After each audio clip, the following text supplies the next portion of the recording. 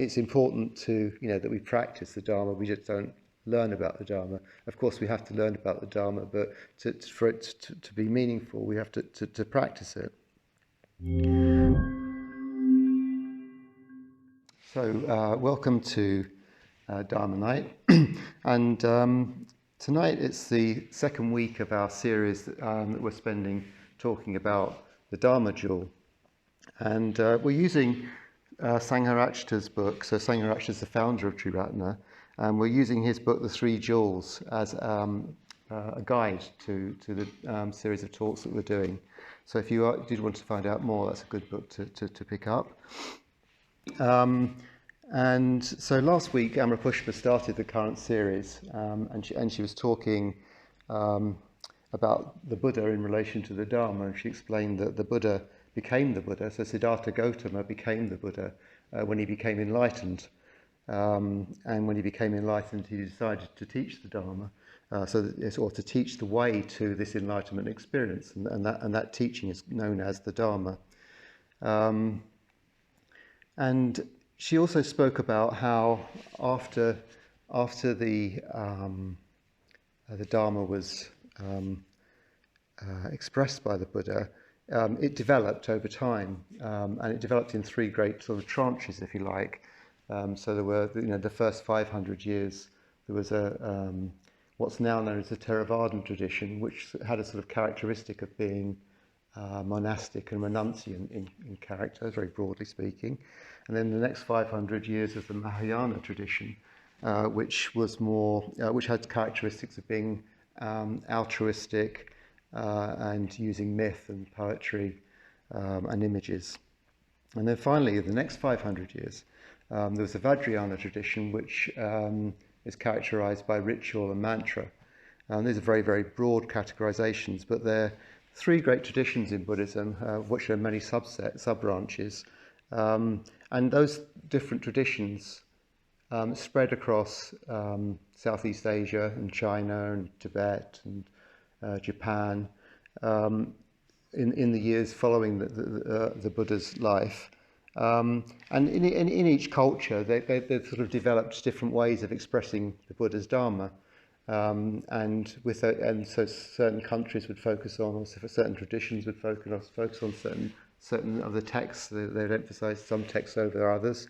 The way people practice would be different. Some will be monastic, some wouldn't, as we said. The clothing would be different, rituals, the way they did meditation. So there'll be differences in the way that they actually practiced the Dharma that the Buddha spoke.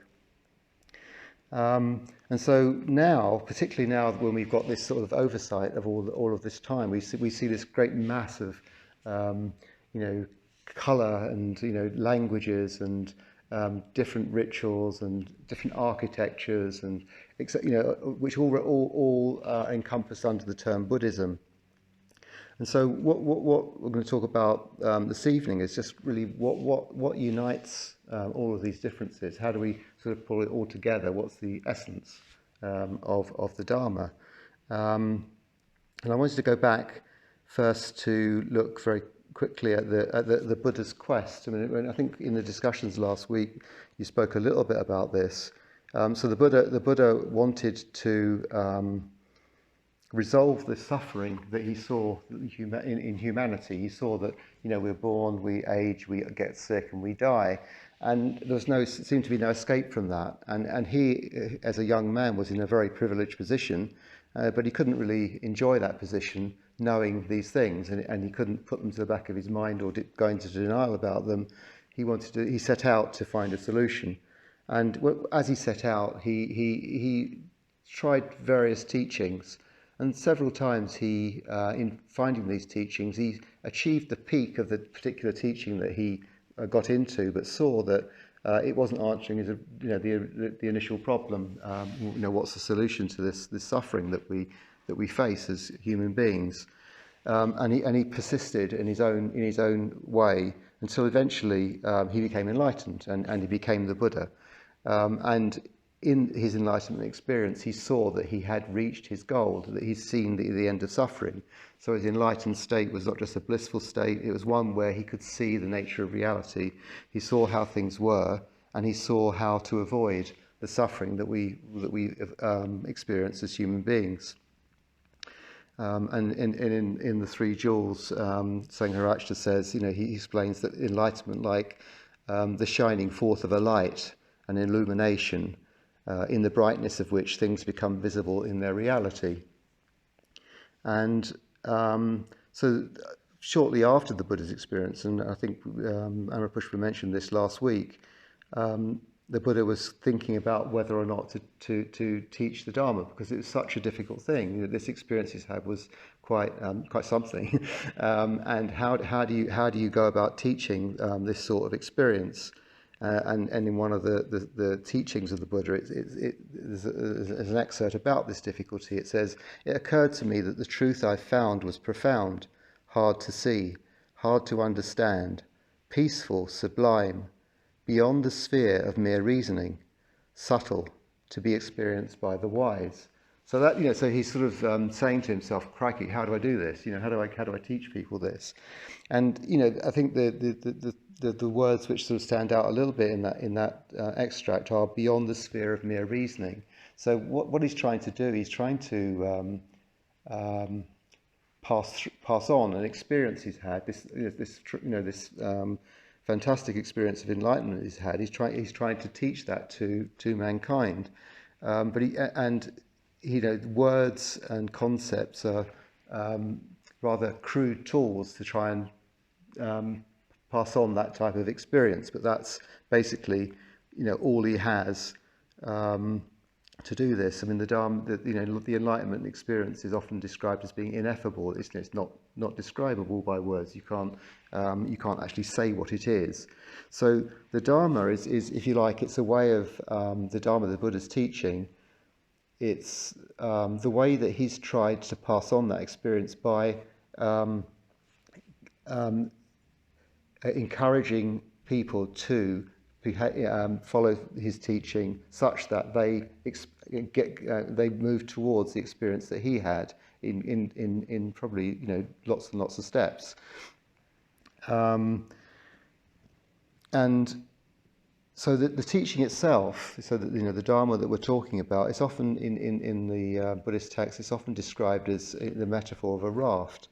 And the raft is the vehicle we use to cross a great river from one shore to the other. The metaphor being that this shore is the mundane experience that we have all the time, basically, and the far further shore is the sort of transcendental experience we have once we're enlightened.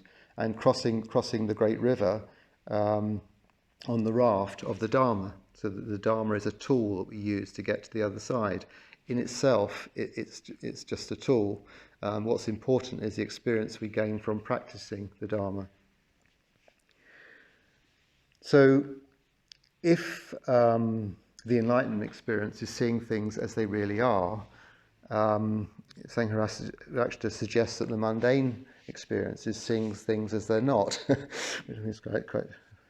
It's quite comical, actually. I listened to him. This book is actually a transcript of some talks he gave, and listening to him speak it, you hear some humour in his voice. I'll say something more about that maybe in the discussion.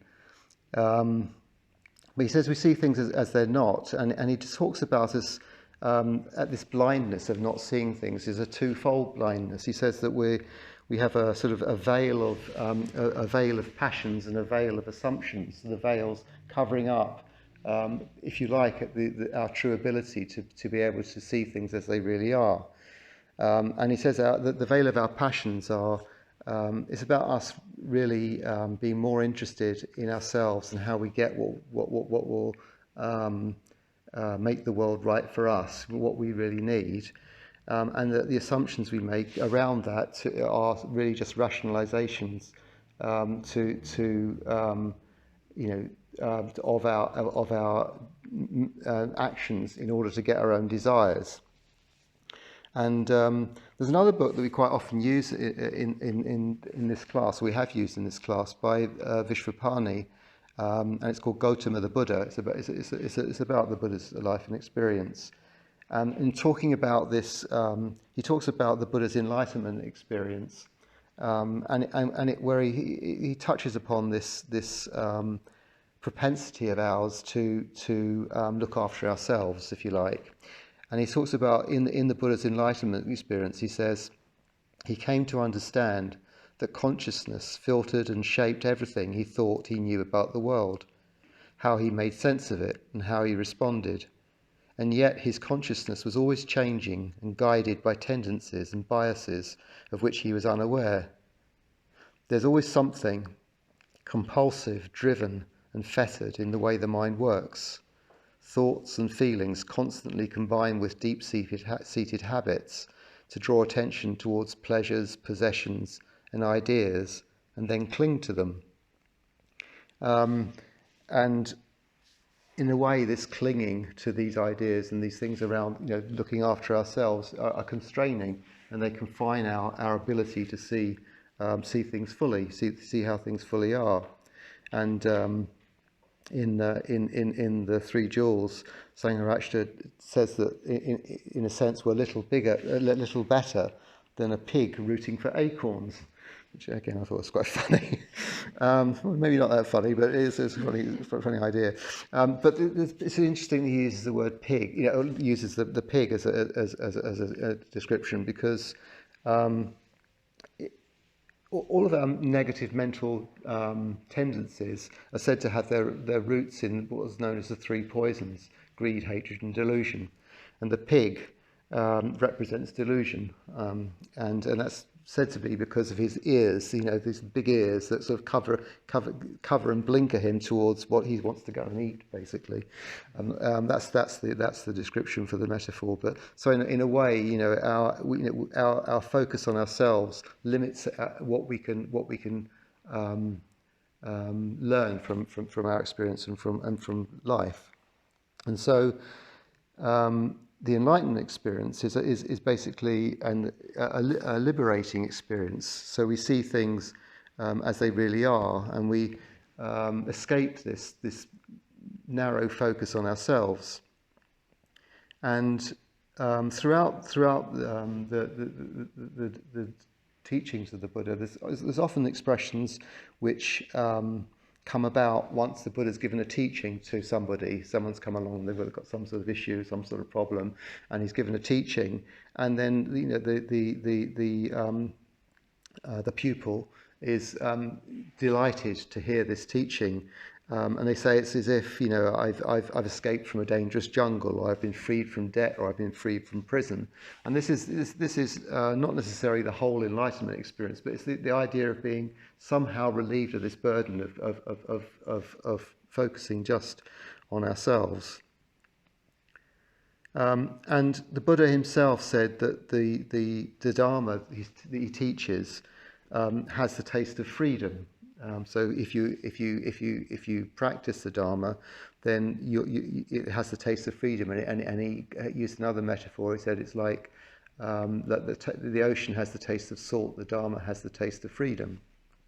His foster mother, Mahaprajapati, when she became quite old, she decided to go forth and to live the homeless life and to practice the Dharma.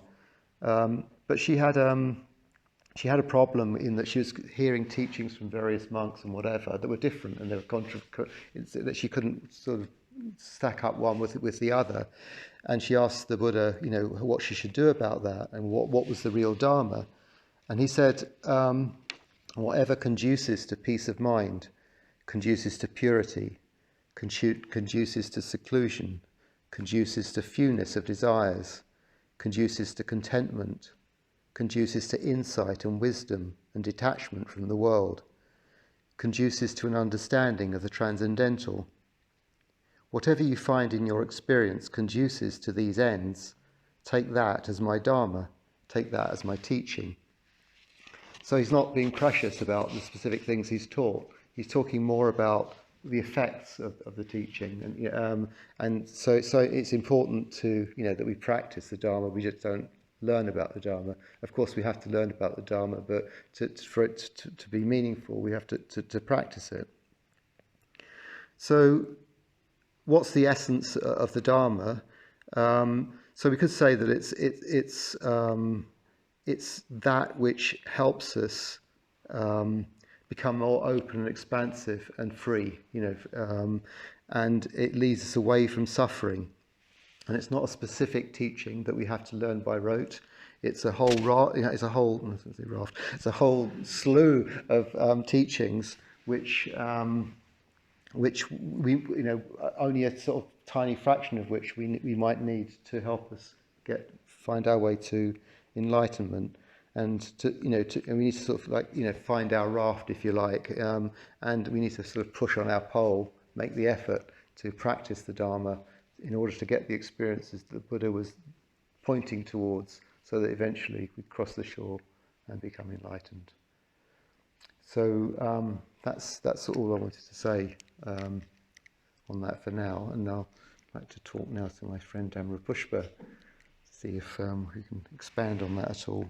Thanks, Amadon. I really enjoyed your talk. It was interesting what you said about how, well, perhaps we don't have to memorize lots of things, but I was just thinking about in the Buddha's day, people would memorize things because there was nothing written down, and the Buddha would teach orally, and sometimes people would just travel a very long way for the Buddha, and he would just maybe give them one or two very simple teachings which they would memorize and go away and reflect on, probably for the rest of their lives. It was just very